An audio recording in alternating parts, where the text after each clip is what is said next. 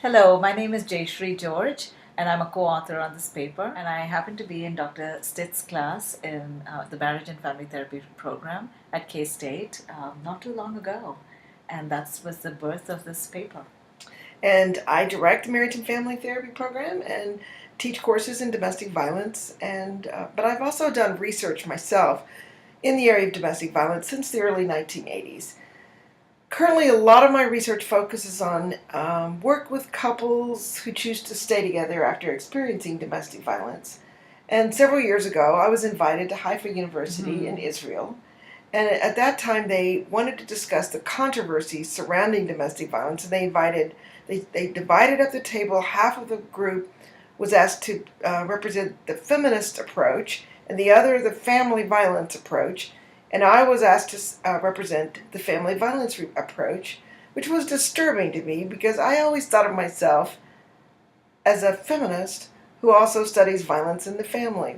And Jayashree and I started having conversations, and that's really what led to this paper. Absolutely. Like also what we found in our research is that researchers or clinicians who advocate studying or treating females who might be primary perpetrators of of intimate partner violence, or who advocate studying or treating couples who want to stay together after experiencing intimate partner violence are often labeled anti-feminist. And this was troubling to us as well.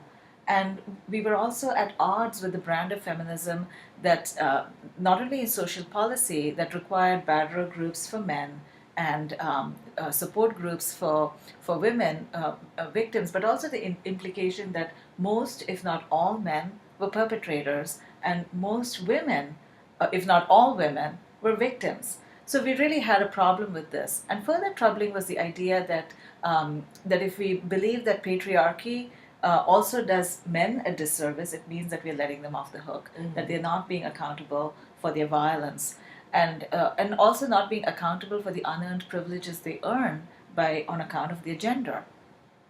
So in the same way, we had concerns with batterer intervention programs, um, where we felt like we were not allowed to acknowledge or consider psychological contributions to male battering behavior. So this was similarly seen as not letting men be accountable for their violence.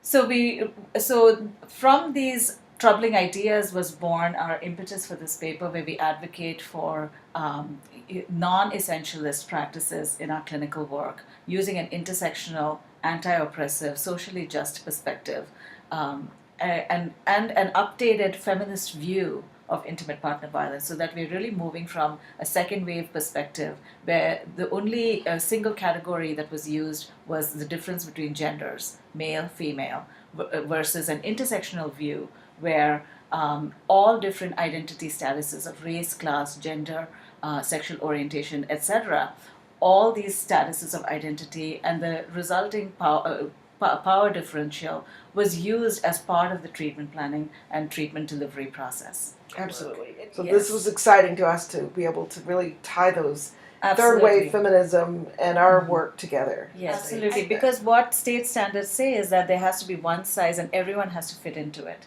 And if you don't fit into it, that you were somehow being either anti-feminist or just letting men off the hook. Right. Not holding them accountable. Not holding them accountable. So what we mean by that is that while we acknowledge that there's an inherent power differential between client and therapist, that we also take into account other identity statuses where a person might have more power or less power based on the different markers of identity, like race, class, gender, sexual orientation, religion, etc. So we don't want to replicate those injustices that are experienced by people, also replicated in the session. Right. And we really came to recognize that this is a feminist stance. It's really a third wave feminist stance. And if as the more we read, the more we recognize that the newer brands of feminism, that they really do advocate an intersectional position. Absolutely. We moved beyond. And we give two examples of the couples work that we have both individually done with our couples. and really are looking forward to hearing your reactions and your thoughts about the work we're doing in the paper. So we look forward to hearing from you. Thanks. Absolutely. Thank you so much.